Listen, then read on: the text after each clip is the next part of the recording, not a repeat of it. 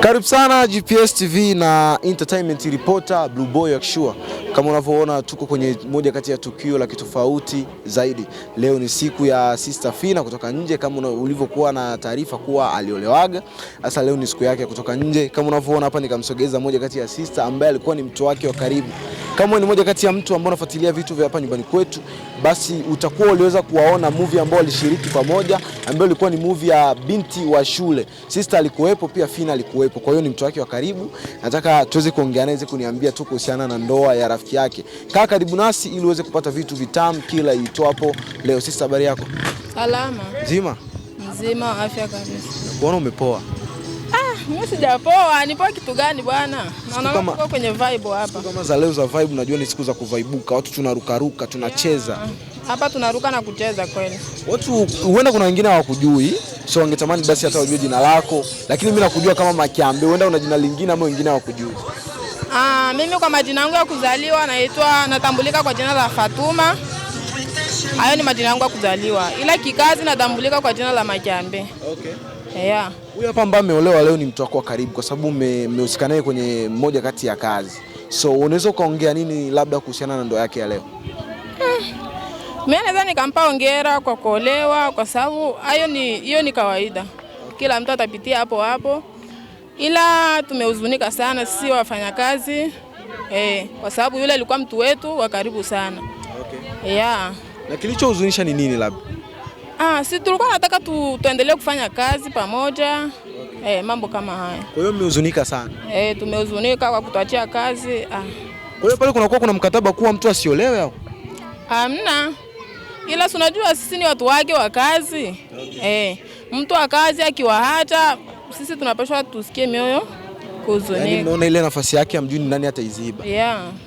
Okay, lakini kapo yao ulivyoiona, unaweza kaongea nini ama unaweza kutoa comment gani?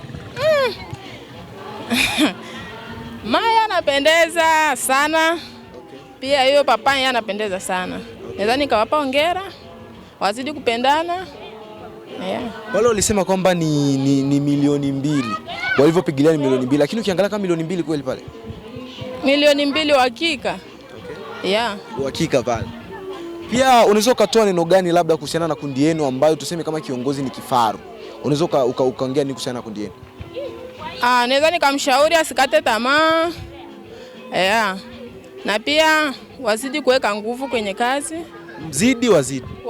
Tuzidi kuweka nguvu kwenye kazi. Okay. Yeah, na wasikate tamaa kwa sababu yeye ametuacha. Ila sisi tunaobaki tutaendeleza kazi yetu. Lakini yeye naye pia alisema kwamba japokuwa ameolewa lakini ataendelea kuwa pamoja nanyi. Sidhani. Okay. Sidhani kabisa. Lakini siku hizi wewe ni kama kuoni sana kule na kifaru. Sijui shida ni nini? Unajua tena mambo ya familia kama kule familia kina matatizo mimi sijui.